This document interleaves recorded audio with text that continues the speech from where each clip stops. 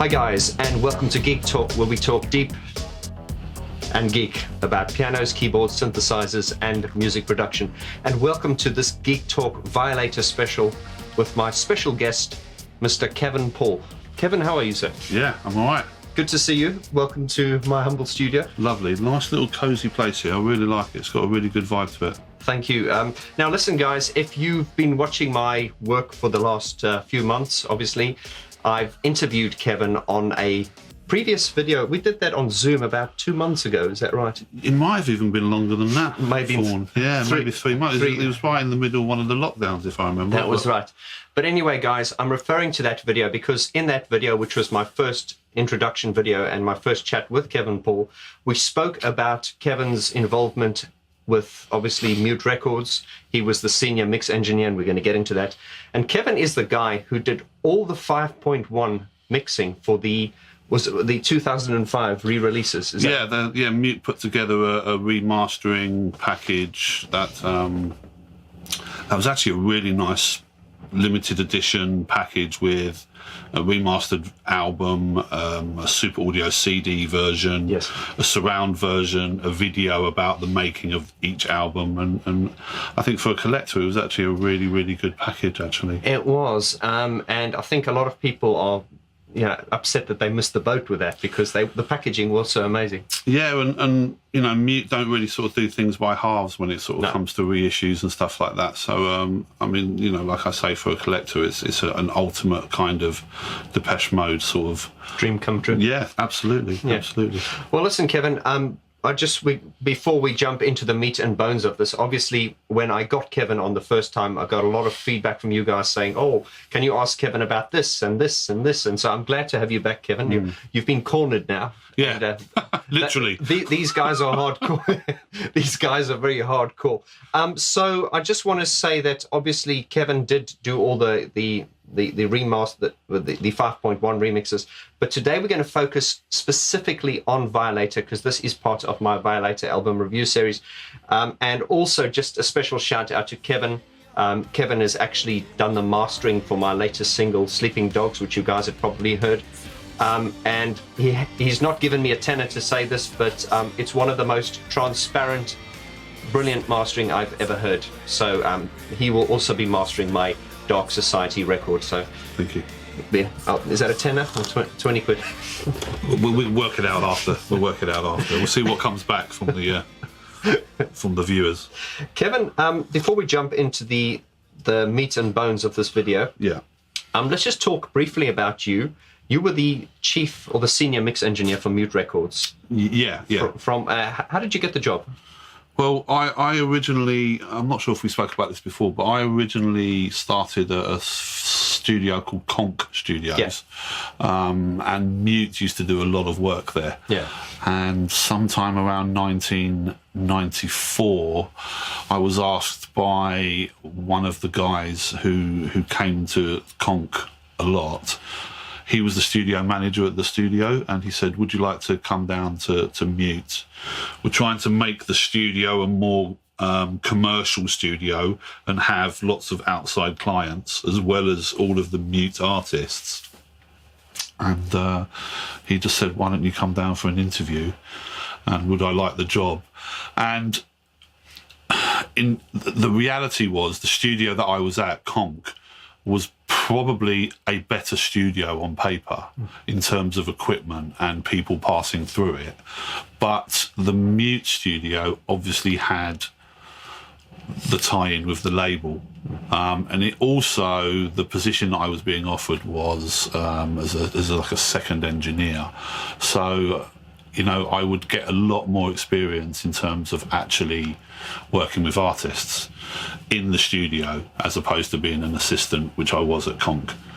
And after a little bit of deliberation, I thought I'll go and work at Mute because I think the opportunity to work not only as a second engineer but with Daniel and all the artists on Mute, it was kind of too good to turn down, really. Absolutely. And I'm very lucky that I did, because during my time there, I worked my way up to, you know, the senior head engineer.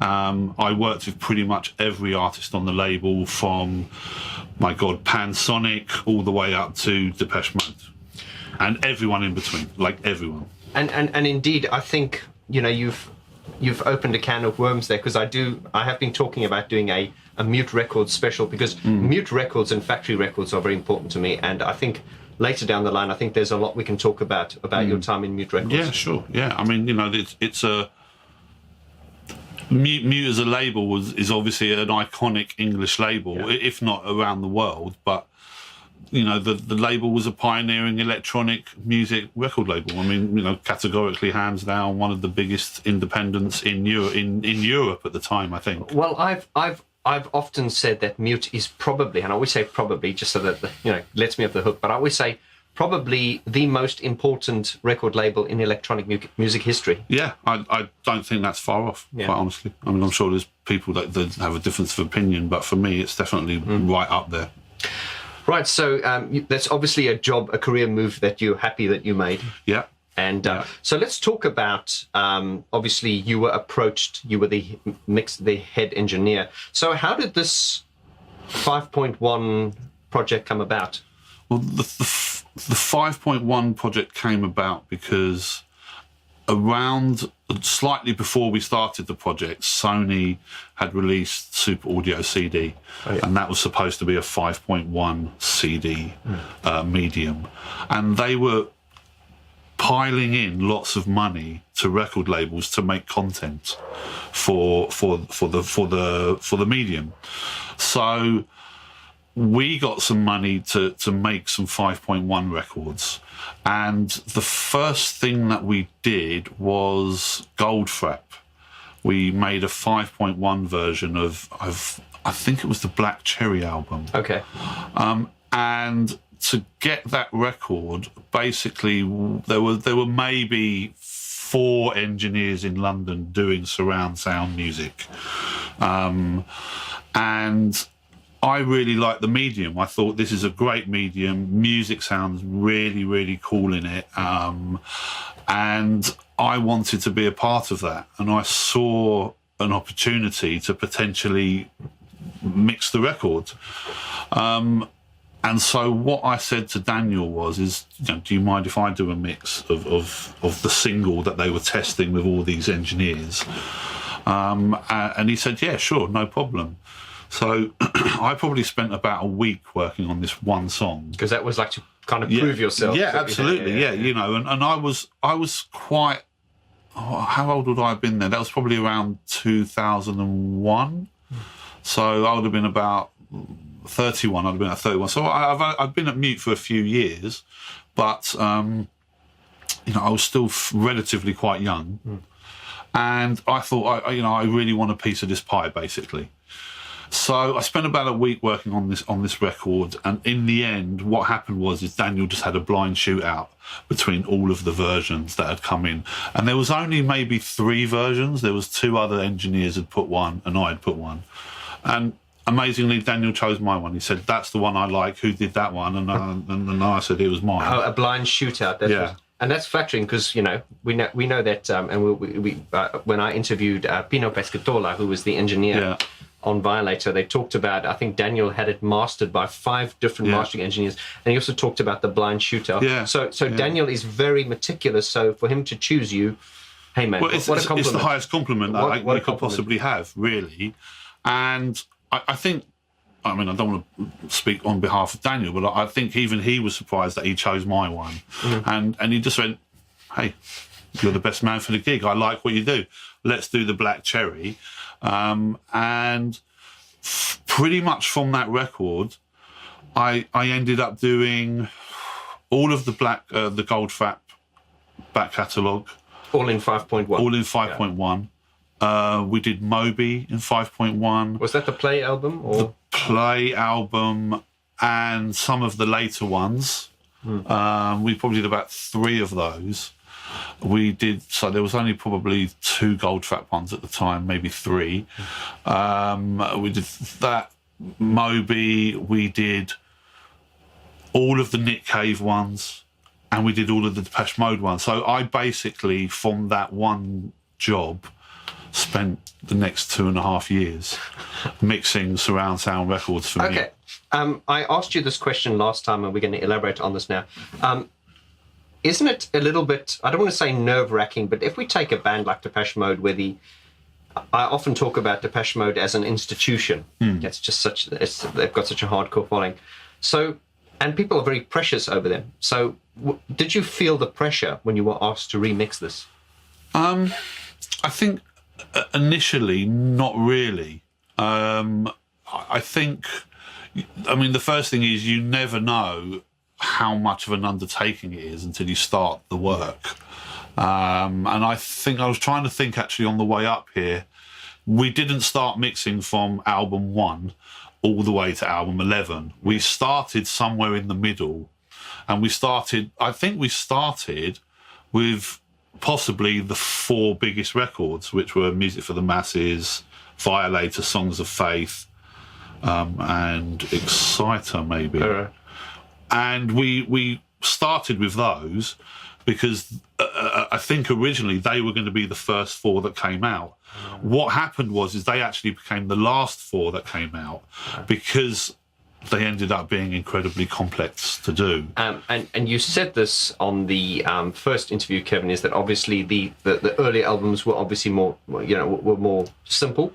And by the time we got to Violator, with sessions, every song having like up to 120 parts, it got a lot more complex. Yeah, and we had a production team working on the whole thing. I did not do everything that needed to be done by myself. It was that. I'd probably still be doing them now. Yeah, if that was the case. So you'd have someone to like prep it and. Well, no. What we had is we had someone at the tape copying company who would listen to the stereo master and then refer to the multi-tracks that we had. And sometimes there were maybe 10 multi-tracks for each album.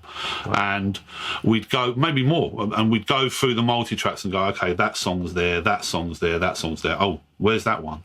And we don't know where it is. So we have to go back to the archive, find that version.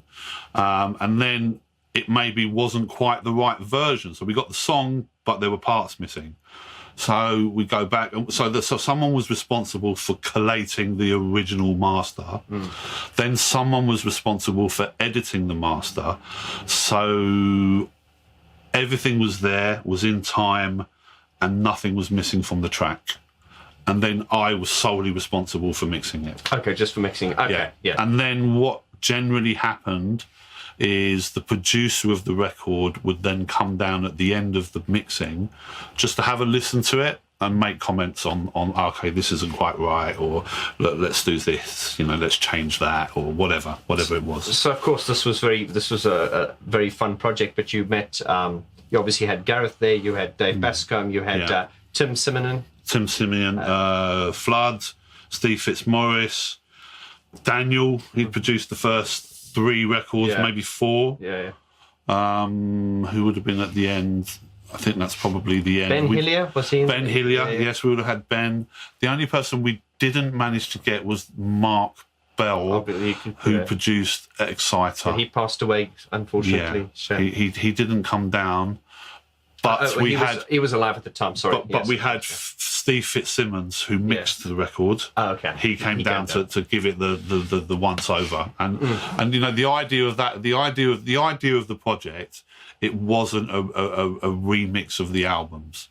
We referred to them as reconstructions, a different interpretation of it. Yeah, we weren't trying to do that. Yes. It wasn't Kevin Paul's and Mute's version of what they thought Violator should sound like.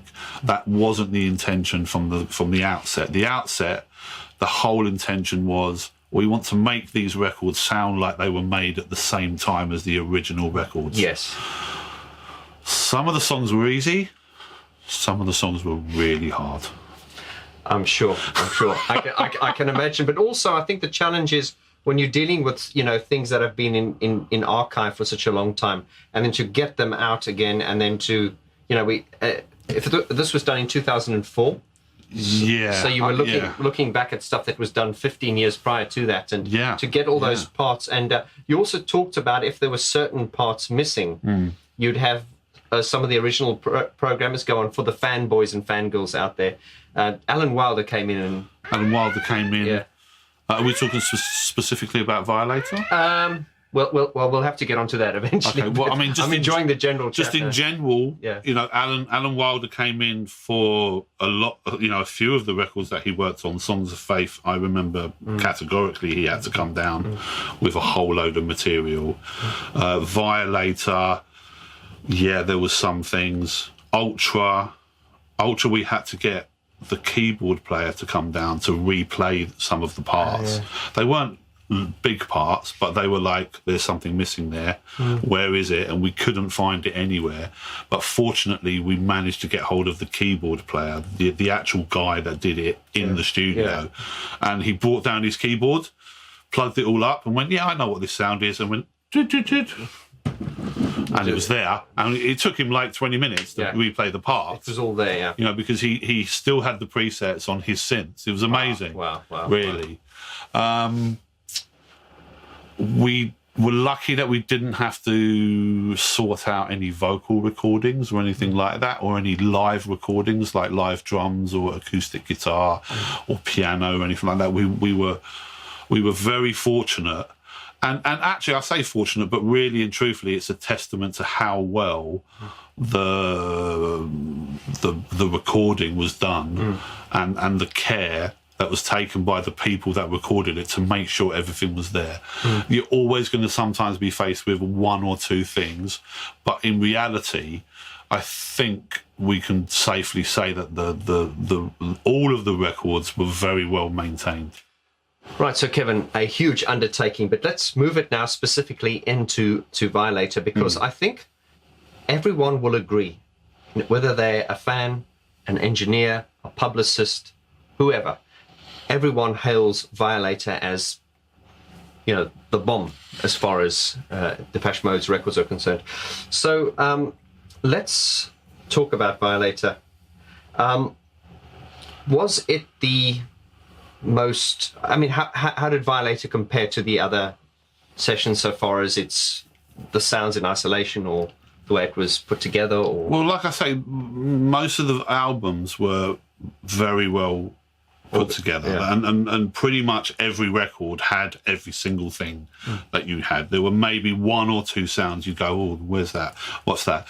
The thing about Violator and definitely Songs of Faith and Devotion, they were huge undertakings. I mean, they were at the time when the band was at their peak, and they did whatever they wanted, production-wise and musically. And the albums, I think we can all agree, reflect that in terms of the density and the complex nature of them. So those two records were albums that you had to take a lot of care over, because you knew the fan base will be listening to them with serious intent. And I think by that time we had done, half a dozen of the records had been signed off. The first four had gone out. The feedback was fairly well, as far as I can remember, good. But when we started doing that block of four, it then started, the pressure of making the records right kind of started to show itself a little bit. Violator for me is not only Depeche Mode's, like one of Depeche Mode's greatest albums. I think it's one of the best produced records of all time, personally. Not electronic records. No, just of all time.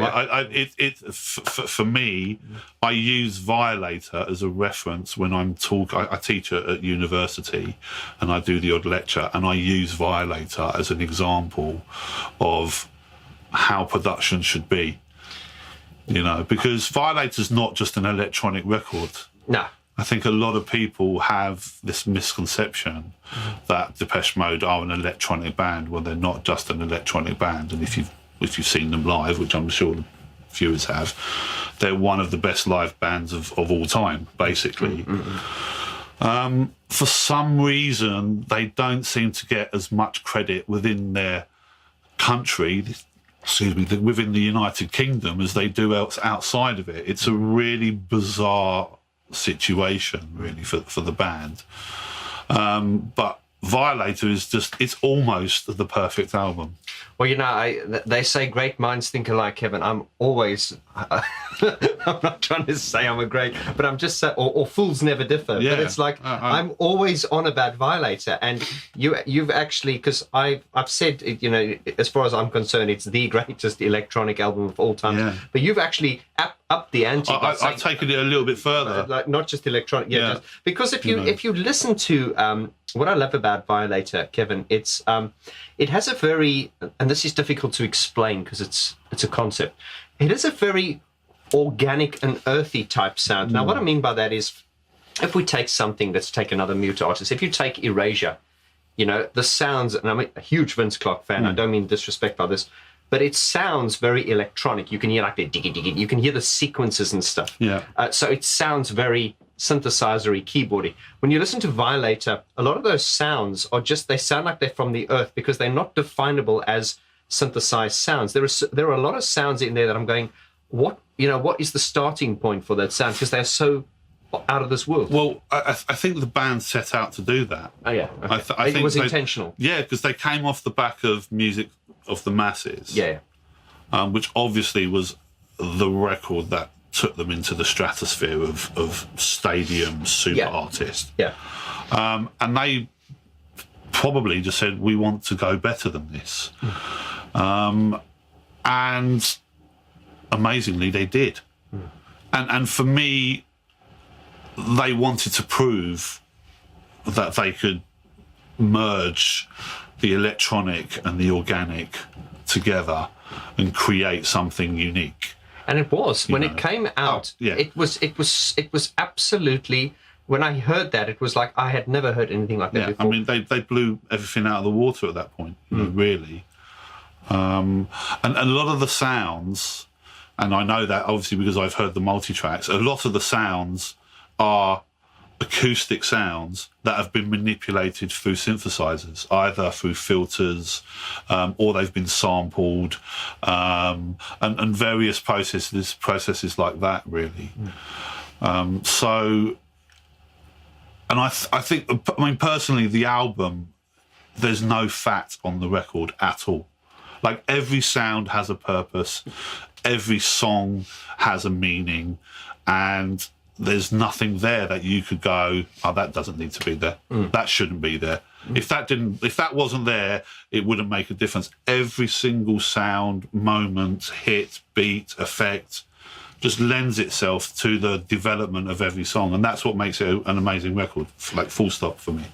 Dave Vaughn spoke about, at the end of Music for the Masses, the approach, obviously, before every record. Depeche Mode always had this philosophy with every record, was never to repeat every record. It was always to make every record very sonically different to the previous one. Now, I've said I would have been happy if they had, expanded on the Violator project and done, another 2 Violator albums.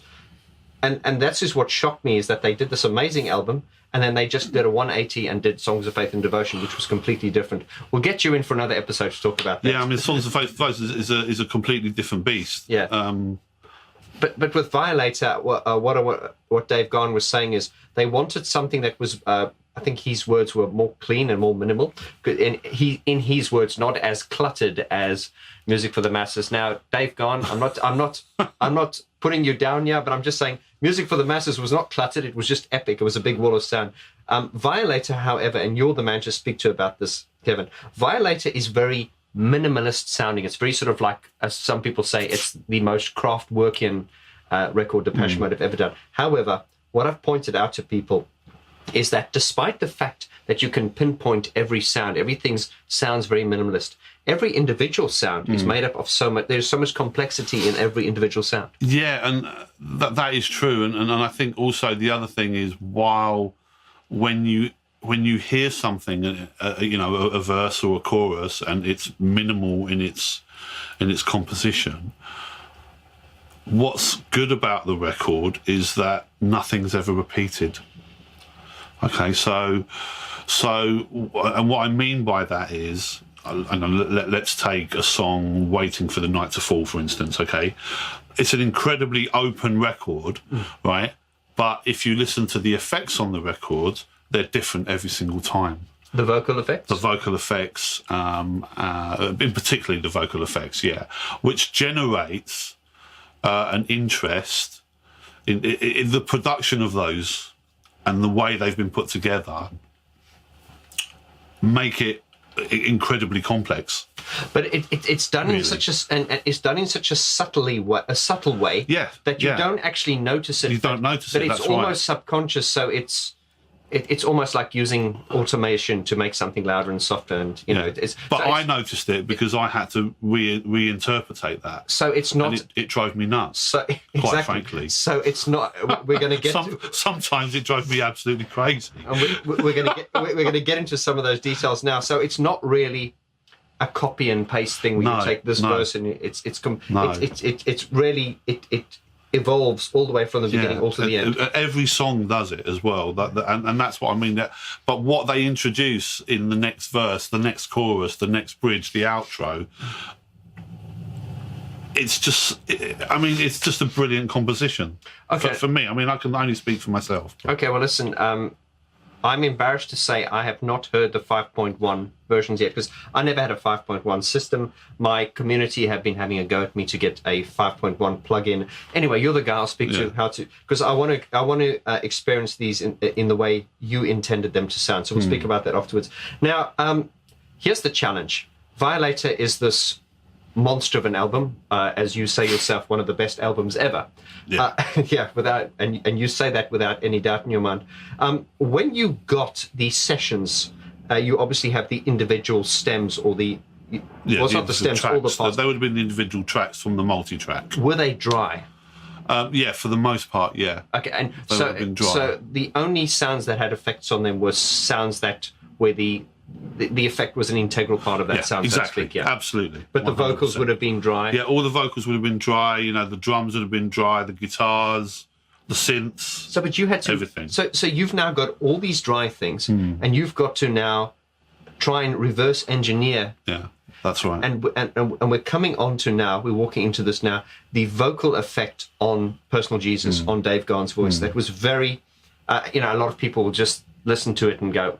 They hear it as a whole and they go, "Oh, Dave's voice." But talk us through how important the vocal effect was and how difficult it was and how Flood came to the rescue at the end. Flood did come to the rescue at the end, thank God. But I mean, that particular song, the vocal effect is the sound of the record. Just as much as what the guitar sound is. Yeah, absolutely. Yeah, but on the multi-track, the guitars sounded like they do on the record. Oh, because they had full effect. Because they had the chorus effect on them and the layered effect on them. But I'm not even sure. I'm not even sure if people realise that the drum beat or the rhythm in Personal Jesus is in fact the band stomping on the flight cases. Yes, and shout out, guys! Check out the video interview I did with Pino Pescatola. Pino was also great. He had such a great recollection of everything. And Pino said that was stomping on flight cases, and it was done. They'd mic'd it at different distances. So in the studio, and then they did another version where they went to a stairwell, put mics at the top of the stairwell. So it was, and they layered it up as well. It wasn't just one recording of it. It was like as many tracks as they wanted to play, and then they would sample it all up. And Alan would sample it all up with Flood and anyone else that was involved, and make sure it was in time and it was doing the rhythm that it was supposed to do. And would that be all on one stem? No, I think from recollection there was possibly 4 versions of it. Okay. So, you'd have a dry one, an ambient one. You'd have this maybe 2 or 3 different rhythms actually in the song. Within that, yeah. So, one would be rhythm A, one would be rhythm B. And again, there would be 2 versions of it, maybe a dry and ambient. So when you're mixing it, you have to get that balance right. Because they play off against each other. Yeah, absolutely. Pretty much, and we don't want to jump songs, a little bit like the bass line to Waiting for the Night. Yeah, exactly. If you listen to it in the one speaker, it goes doo doo doo, and the other side goes doo doo doo, and it's exactly. that. Which they do a lot, actually, Depeche Mode. They did a lot of it on Never Let Me Down Again. That's another song where they do bass lines playing off each side of each other. Rather than it being panned dead centre. Rather than it being one bass line, it's two bass lines. But with Personal Jesus, the vocal effect, for me, it's the sound of the record. It's what the listener identifies with the record. But like we said, the vocals were all dry. So you get the vocal up and you think, well, it sounds like some kind of reverse reverb type thing. Let me try that. Oh no, it's not that. Oh well, what is it then? Let me try this. Oh no, it's not that. And I genuinely, that song must have taken me about a month to do, and the vocals must have taken about 2 or 3 weeks to work out, because every time I sort of got the song up, you sort of go, well, no, that vocal isn't right. What's happening with the lead vocal? That's not right. Let me try something else. No, that's not right. And genuinely, I was tearing my hair out. So the relations would change as you found something, it would change in relation. You'd think you had it, and then you listen to it the next day and go, it doesn't sound anything like it. And you were A-Bing obviously constantly with the stereo master going, what has he done here? And I'm literally trying everything that I have in the studio, like every plug-in, every hardware unit, absolutely, whatever's available. No, that's not it. And the solution was simple. The solution. So I thought, okay, I need to get hold of Flood, and by his own admission, he's not the easiest man to get hold of. I know this. I'm sure you do. So I tried to get hold of him, and eventually I sort of reached out to someone that knows him, that I know he sees on a daily or weekly basis. I said, look, you've got to ask Flood to call me about this. I cannot get the vocal sound. It's driving me absolutely fucking nuts. Right? And he said, yeah, look, okay, I'll send. So about 2 weeks later, completely randomly, the phone rings in the studio. It's Flood. So I'm like, Flood, where have you been, mate? And he's like, yeah, sorry, Kev, how can I help? I said, look. Sort of like pressing on it. I need the answer. Yeah, I'm like, I don't. I'm working on Personal Jesus, and I just can't get the vocal effect. And he went, "Oh yeah, that's just a small hall on the SPX 90 on a Yamaha. Set the pre-delay to this, and you want the reverb time to that."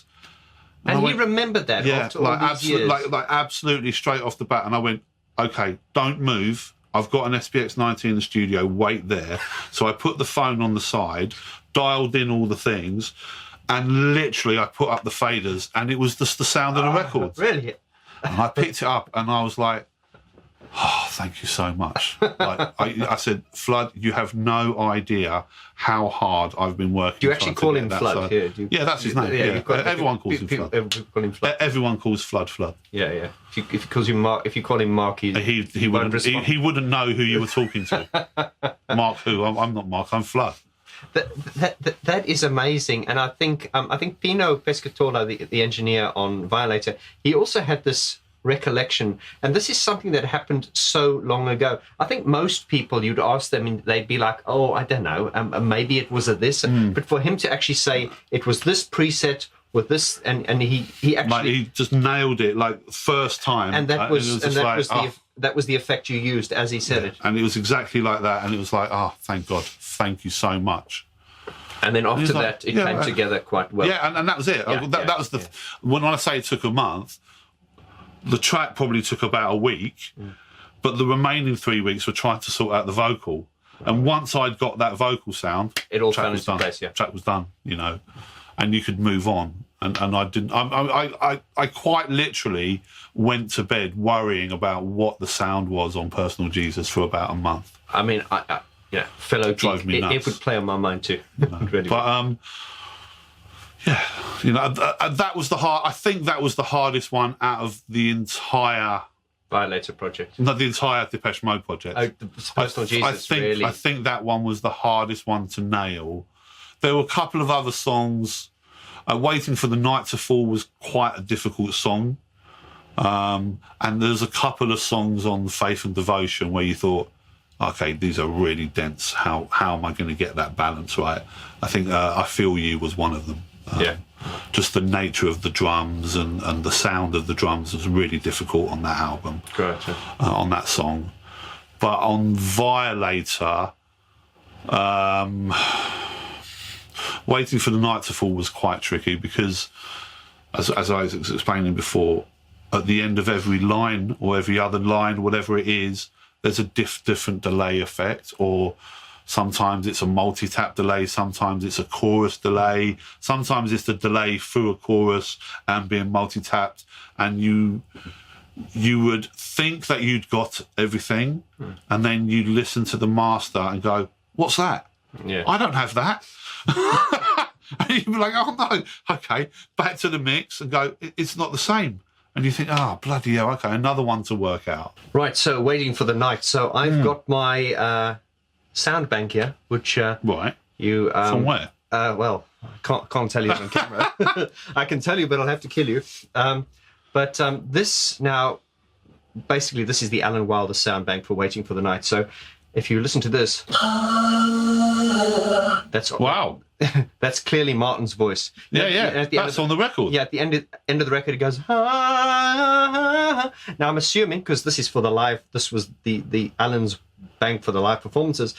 At the end of the song, when Martin goes, Alan would obviously be doubling that up. Yeah. Probably.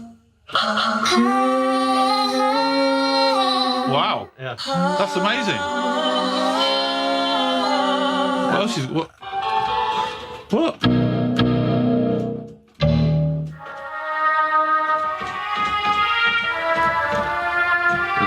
Yeah, that's the end riff. Yeah.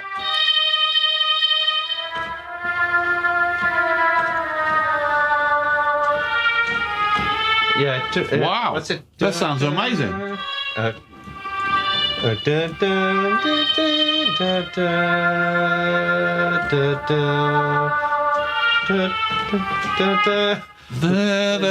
Yeah, amazing. Oh, wow.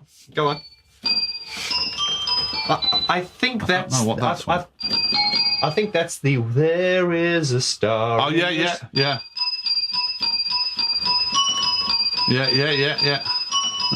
Lighting. What's that lullaby type sound? I mean, that's incredible. It is quite funny because these sounds in isolation. I mean, he doesn't do that.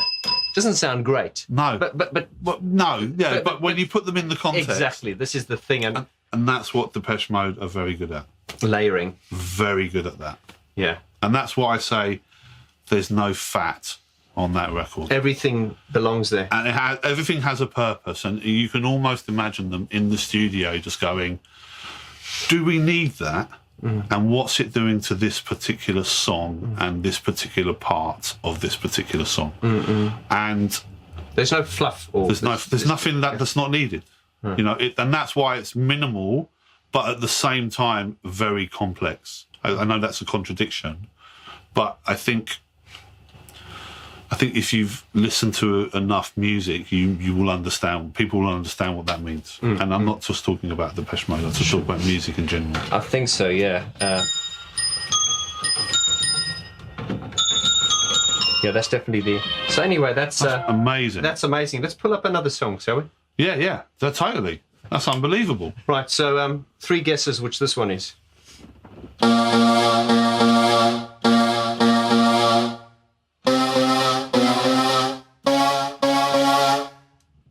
It's Halo.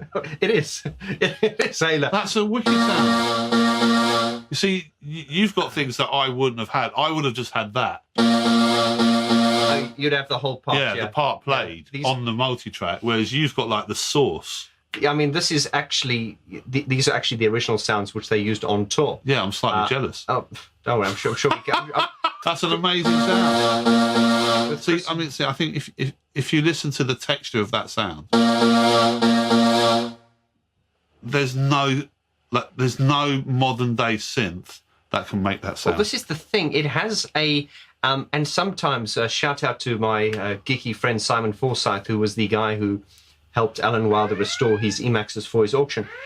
He was also saying that a lot of that sound is to do with this Emax. Maybe. Because it gives it this kind of lower mid, this kind of honky sound. Yeah. And it's difficult maybe it's 8-bit or something like that. It won't be 16, maybe. It was 8-bit, but what I mean, there is a presence or something to that sound that you can't get from a modern synth. No, you can't.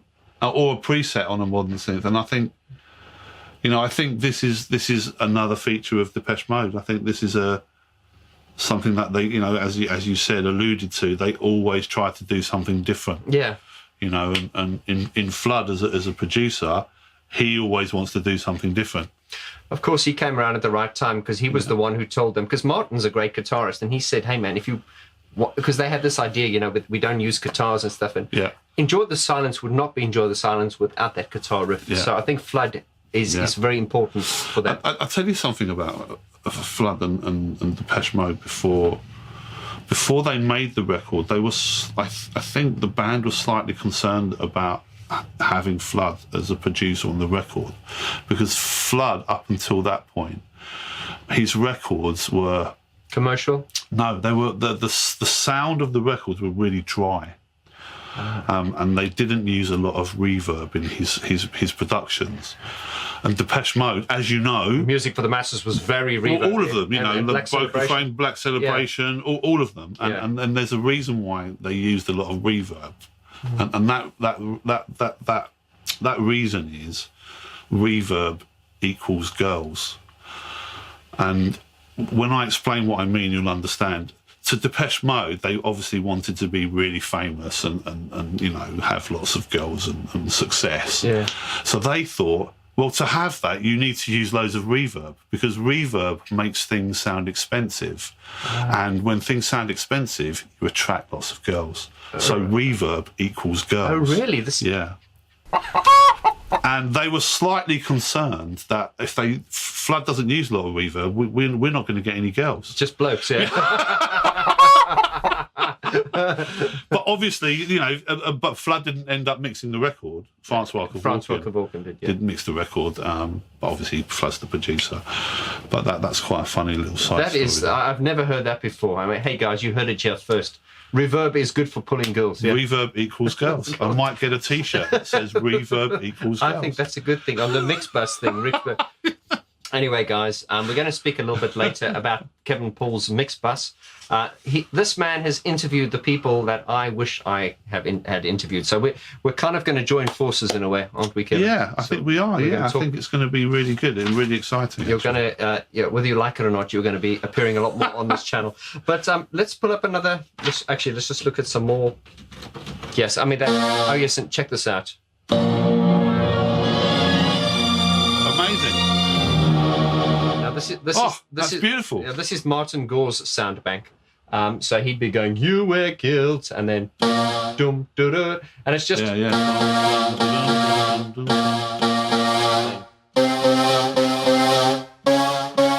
there's a pain, boom, and I think Fletch probably does the boom.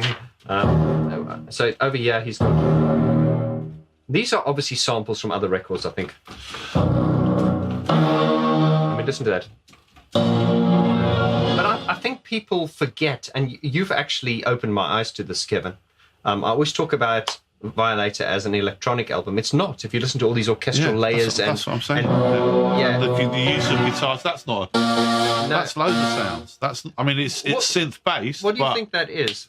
It's hard to tell, but it's going to be an amalgamation of lots of sounds. Alan, leave a comment in the description below, please. Yeah, Alan would know. Alan would know, yeah. We can't get hold of Alan, though. He's very invisible, private, discreet these days. Well, and I don't blame him. Who can blame him? I don't blame him. But you can hear there's lots of orchestral stuff. Lots of orchestral stuff, Lots of it. Right, should we? Very interesting. Let's check out another song. Okay, yeah, why not? Right, 3 guesses which one this is. Let's see, I think it's... Great.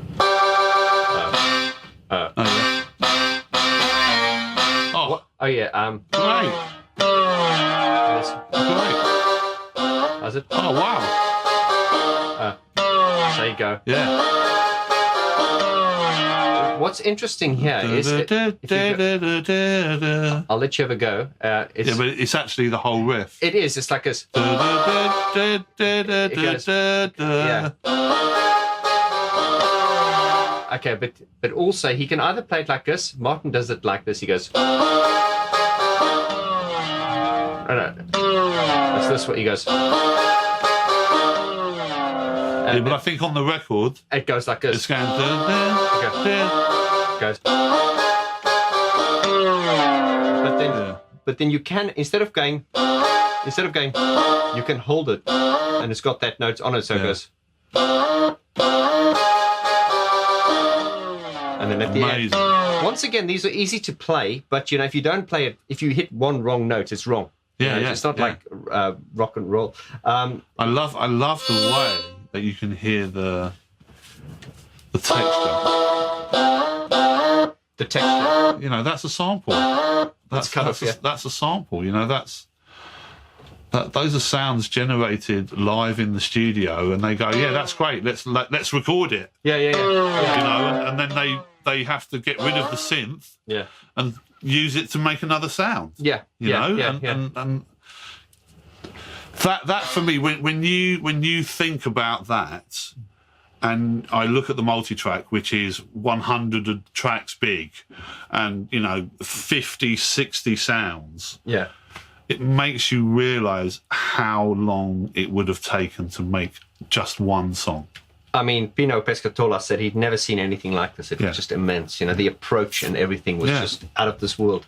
Just so. And I think most of that came from Flood and Allen. Flood and Allen, absolutely, definitely. What a great team. Yeah, they really wanted to push the boundary of the technology. I think, and they certainly did. And here's a question I asked Pino, and I'll ask it to you now as well. I asked him, would obviously. Using today's technology, which is light years ahead of what they had in 1989, would we still be able to make Violator sound the same? His answer was, yeah, we could do it, but it wouldn't sound exactly the same. Because I think some of the limitations... I don't think you'd get close to it. I think the problem with today's technology is that you wouldn't think of making a record like Violator. Because the limitations are important in...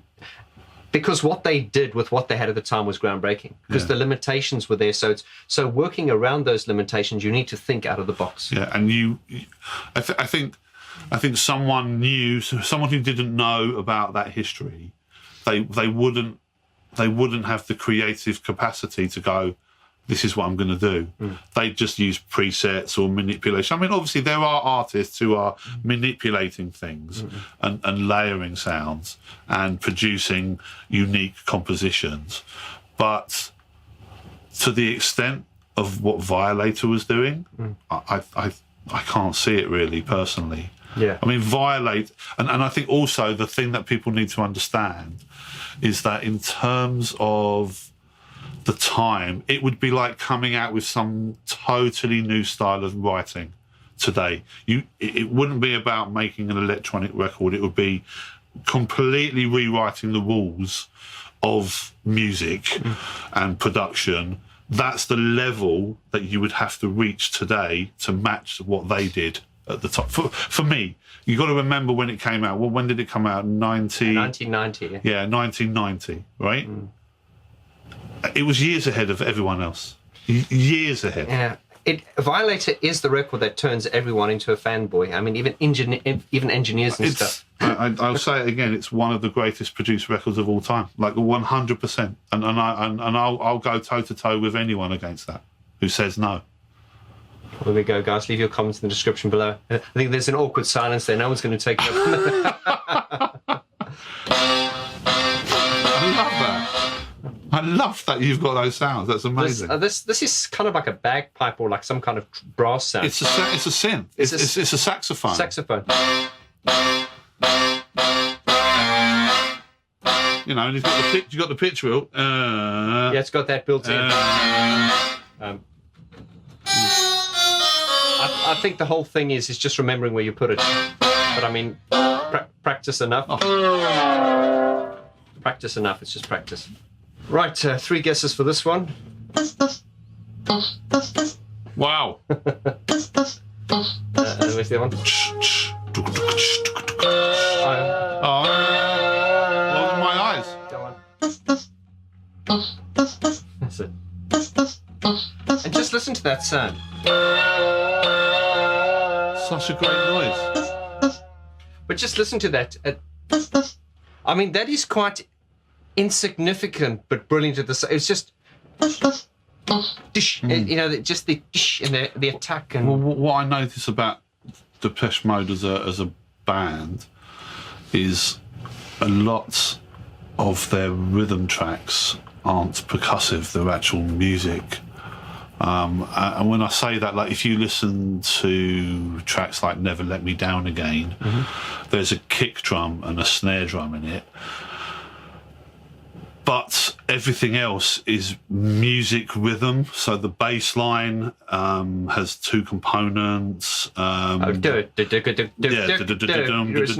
not just playing like a bass. Yeah, it's not going boom, boom, boom, boom. Yeah. It's an actual rhythm, and a lot of the makeup for what I can put together is that, you know,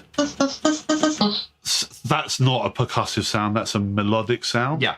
But when you hear it in the track, it's going.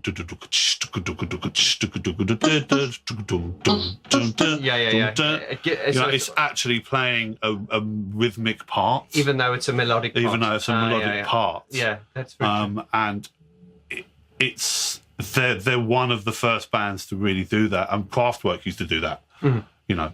And there's no real high-end percussion. There's no hi-hats. Yes. You very rarely hear a hi-hat in a Depeche Mode song. Yeah. Well, you know, I mean, like I say, "Never Let Me Down Again," there is a shaker in it that comes in, but it's one of the rare times when you hear an actual percussive sound playing a percussive part. Well, this is what did Dave Bascombe's head in, because they also had the pre-production talk, and they said, "Look, we don't want any hi-hats in this," and he was like, "What?" Yeah.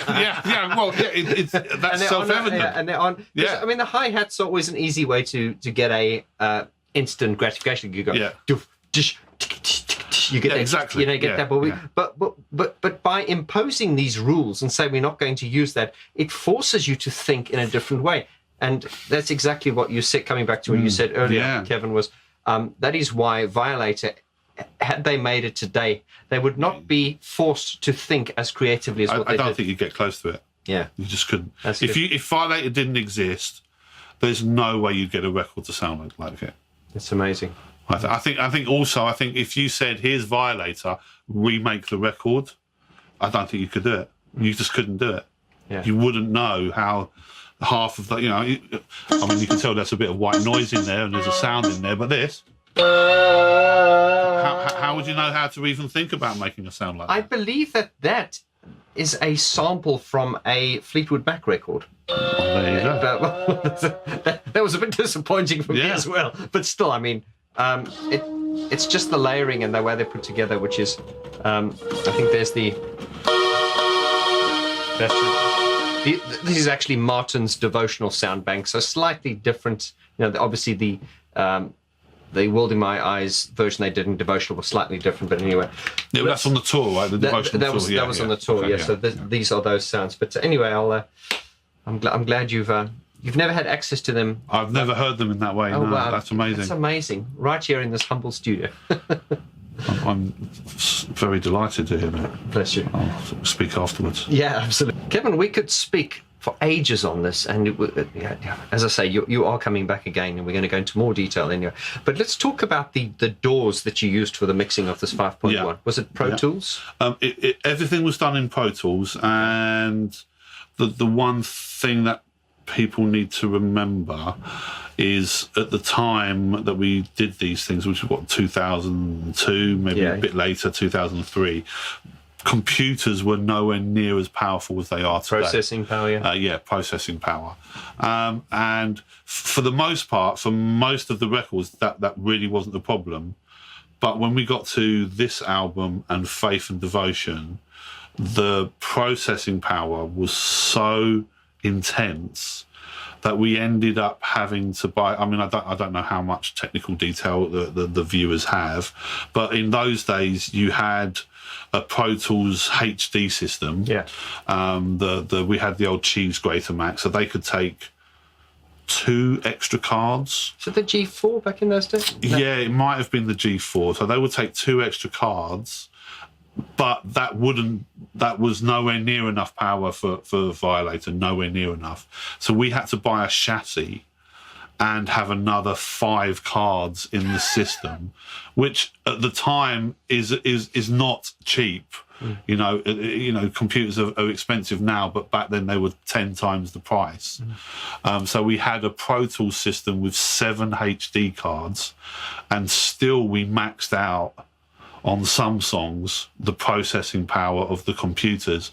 And the reason why we did them in the box was because we had to have the ability to come back to them time and time again, you know, with the producers, with just myself, just working on different projects. And one of the other things that we found out actually was we were mixing the records, and for all intensive purposes, they were sounding the same as the albums. And I'm talking probably from Music of the Masses onwards. Yeah. But we were sort of scratching our heads a little bit and going, there's something not quite right here. There's a part of the sound of the records that we weren't getting. Like a sonic overview. Yeah, like a sonic overview. And it took me quite a while to sort of think about it. And I said, you know what? I think I know what it is. And I think it's the fact that these records were made on analog discs. Right. And obviously when you're working on an analog disc, at the time there was no digital emulation of analog equipment. It was just their interpretation of it. So I said, we need to put these mixes through analog. And in order to do that, fortunately, SSL at the time had just come out with a channel strip of the E series desks, the 4000 and the 6000 SSL E series. So we called up SSL and we said, look, can you send us over 6 channels? And they had just brought out a 5.1 analog compressor of their G-Bus compressor and a G-Bus compressor. So just to borrow, because this was a good endorsement it was just, for them. Yeah, and also just to see if that's what we were, you know, before we go and spend 15 grand on £15,000 on a load of equipment, we want to see if that's what we're missing here. And so we obviously got it in and we put them through, and immediately the whole mixes came together. Yes, it's because it had the analog grip that they would have all been using at the time. Yeah. You know, and that was a very key part of not only the Depeche Mode series, but when we went on to do the Nick Cave albums, again, you know, they were all analog.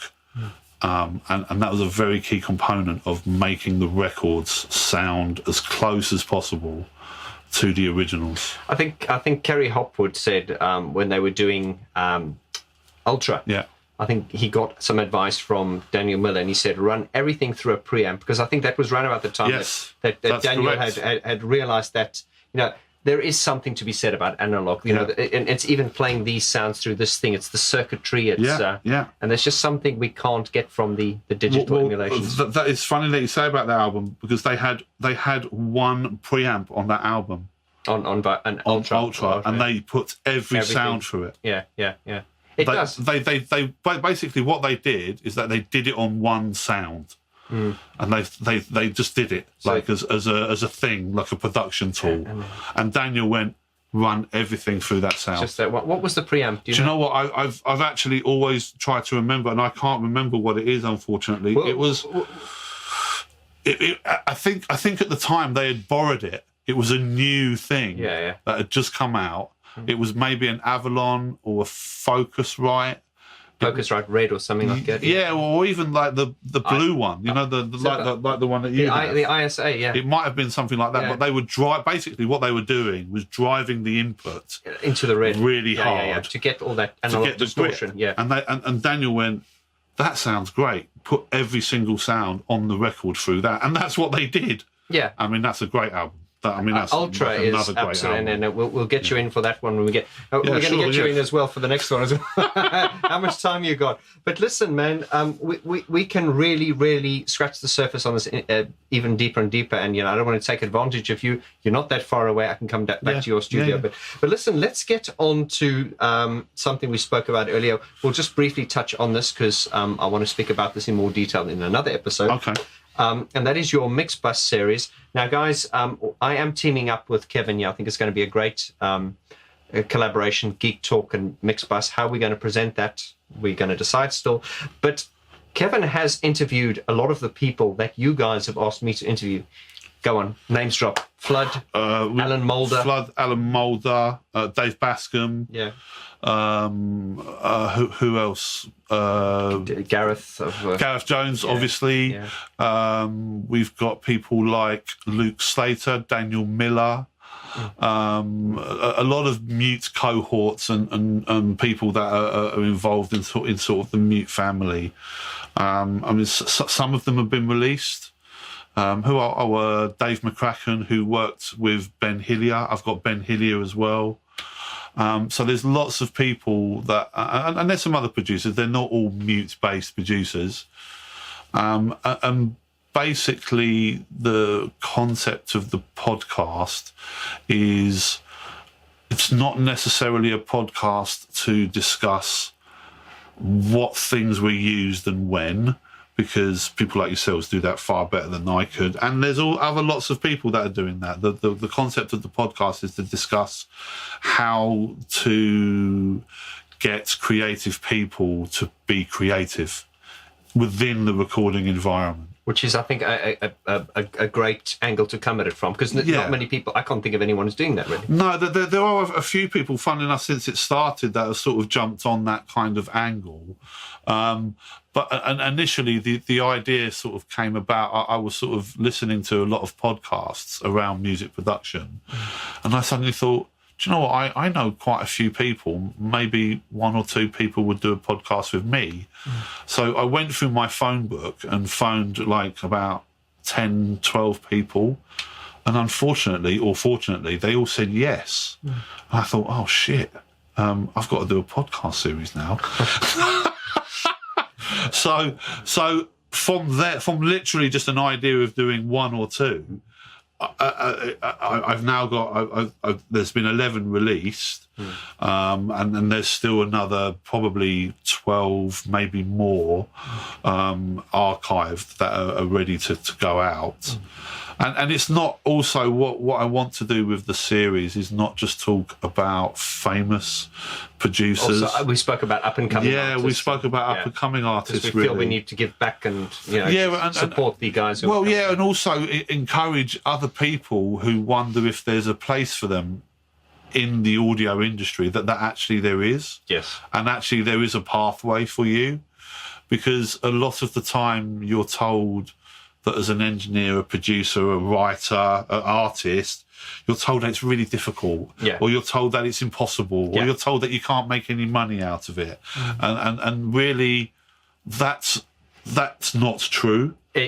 That isn't true, especially in this current economy. Yeah, and, guys, Kevin and I are going to be doing another video soon on the state of the music industry, and we'll talk about that. We will. Yeah, but I think it's important that people are encouraged to believe that there's a place for them in their industry that we all want to do. You know, we all want to be able to make a living out of what we're doing here, and part of the podcast role is to facilitate that encouragement. Really, that's it. Really, you can check it out. Yeah, I think that's a good balance, because we do get into these echo chambers, and we love Depeche Mode and bands like that, but I am aware of the fact, I feel the responsibility, and we spoke about this as well, Kevin, is that although we do look up to these great artists that we talk about, we do need to encourage the next generation. Yeah, somewhere out there's another Depeche Mode. Yeah, and it would be a real shame that they don't have the confidence, because or they don't think that it can be them. It can be you. It's not easy. But there is a pathway. There's a pathway. And that's important to me anyway. The next generation of people, and the learning of how to encourage. There's a million things out there that tell you how a compressor works. Yeah. There's very few things that tell you why you should want to use this particular compressor or a compressor in general for this purpose, and why you should do that. So guys, I'm going to leave a link in the description below. Check out Kevin Paul.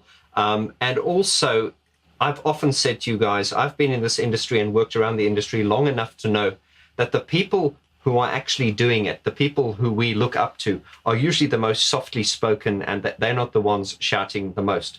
And these are the kind. Kevin is the kind of guy that you can learn a lot from. He's become a good friend to me, and he's a mentor to me and a guru. He's mastering my records, and in fact, if you're looking for a good mastering engineer, I could personally endorse this man. And I always say you can give me that tenner later, but no jokes. I mean, just go listen to Sleeping Dogs.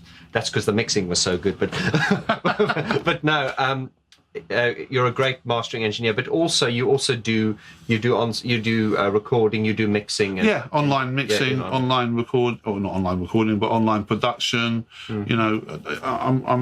I'm a mixing engineer, and he was good enough. He was good enough for Mute. He was good enough for Daniel Miller, and he was good enough. So he's good enough for us, I'm sure. Thank you. He was very nice. Yeah, I'll take a tenner for that. It's a lot of money. It's cost me a lot of money to sit here. Kevin, thank you so much, my friend. It's been a real pleasure to have you. Thank you. And we'll see you on the next episode. Great. Thanks very much. See you later, guys. Bye bye.